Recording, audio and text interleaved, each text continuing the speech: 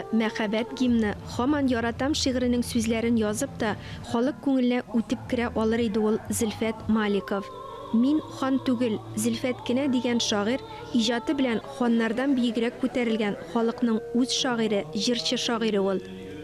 Hiç şefkatsiz ufuk, yine ora gitsem ümitsiz yar, en sonunda kutulgusuz ışık. Hanlar mına erişkenge kadar uzar idi küpme canını düşep. Min nicikler uzimsın bu yolunu, min han tugul, min bartik Zülfet.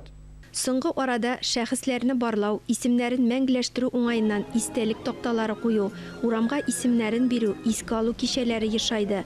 Мондый чаралар бакыйлыкка киткәннәргә кирәк түгел, аларга ихлас кылган дугада җитә. Ә без исәннәргә зарур ул. Галиәскәр Камал театрында Габдулла Тукай исемендәге дәүләт бүләге лауреаты, халкыбызның сөекле күренекле шагыйре Зөлфәт Маликовның туына 75 еллыгына багышланган чара узды.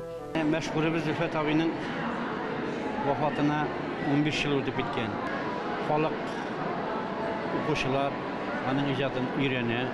Зөлфәт абый үзенең бер язмасында шигырь ул дуга, шигырь ул тарих, менә шундый шигырьләрне бәйләп әйткән иде. Без аның белән Дүстәнә яшәдек. Авылларыбызда күрше иде. Торган фатирларыбызда, йортларыбызда күрше иде. Безнең дачалар да безнең күрше булды.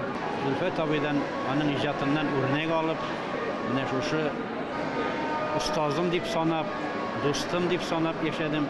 Зөлфәт поэзияда беренче адымнарыннан ук үз йөзен тапкан, заман шаукымына бирешмичә, шигырьне изге дуга итеп караган. Каләмдәше Мәдәрис Әгъләмов әйткәнчә, торгынлык чорында да үз кыбласын югалтмаган шагыйрь. Son minutта үз телеңдә әйтә алсаң әни дип. Son minutта үз телеңдә әйтә алсаң әти дип. Үзләреңә яшьләр тыгылыр. Туган теле әнә шул булыр. Шагыйрьнең тышкы кыяфәте рухы белән тәңгәл килә. Ходай аңа барысын да биргән. Әйе, Зөлфәт бәхетле, шигырьле заманда яшәде. Şiiri sözüm benim, saf tılsamım, ağır şakta sizge kağılsın, soğuktasın, gurur etsin sizni, kişi etsin sizni butulsın. Kardeşlerim, sizin janda tuğan şiirlerini aytır söz kişin ni işindir Xuday mena bergen. Ölüşüme degen kümüşüm. Иҗатын балалар редакциясыннан башлаган Зөлфәт беренче татар балалар операсы либреттысы һәм Татар дәүләт курчак театры өчен язылган пьесалар авторы да. Мин Кәрим Тинчуринның Хикмәтле Дакъат дигән пьесасын эшләнеп бетмәгән пьеса инде ул, язып бетерелмәгән ул аны куйдым мин. Шуннан мин Зөлфәткә мөрәҗәгать иттем. Мен әйтәм, менә сүзләр, җырлар, биюләр кертергә кирәк, ул комедия. Ләкин Тинчурин өлгермәгән күрәсең инде, ул аңа менә дигән сүзләр язып китерде. Менә ул шундый теге социаль заказларны да үти ала иде. Аның һәр вакыт теге кесәсендә нәрсәдә буладыр, күңелендә нәрсәдер буладыр. Талантлы кеше, талантлы булган сайын кеше гадирәк була бит. Ул бик гади иде. Бик теге яңа башлаган шагыйрьләргә, шагыйрәләргә бик игътибарлы иде. Шигырь китабыма кириш сүз язды.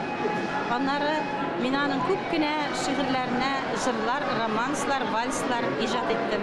Рәдиф Гаташ Зөлфәтнең остазы, хәлфәсе булган. Аңа мәктәптә дәрес биргән, әмма ул үзен Зөлфәтнең укучысы дип саный. Ул тел остасы. Ходай тарафыннан бирелгән ул. Ул аңа инде туган ягында Мөслим районының Яңа Сәйит авылында үскәндә ук ул шул икән. Моны үзләре әйтә бит. Тагыр кыяфәтле картлар миңа гыйлем ягы бәлки кыскарак, гыйльми лекциялар укыдылар. Профессорлардан да устарак ди. Ягъни тормыш, гыйлем авылдан килгән, менә шул хәлләрне тел дия аны үстергән. Ул бер караганда Сергей Есенин шикелле табигать, авыл, туган теленең чыршысына алыр иде. Ләкин ул үзенең авыр заманның тормышын мен яктыртуга нәкъ Устный Евтушенколар шикелле, Васильевскийлар шикелле трибун шагыйрь иде. Татар халкы һәм ул яклаган татар теле яшәгәндә Зөлфәтнең зурлыгы ортагына бара. Юбилей кичәсенә Санкт-Петербургтан да кунаклар килгән иде. Бик оригинальный кеше, бик экспрессивный, ачык кеше. Үзенең уйларын качырмыйча сөйли. Аның күңел турында милләт гаме утыра иде. Һәм ул башка кешеләрдән үзенең бунтарлыгы белән, романтиклыгы белән, хислелеге белән гаять дәрәҗәдә аерылып тора иде. Йөрәгемне былбыл чакты дип язды шагыйрь, ә аның шигырьләре татар халкының йөрәген чакты.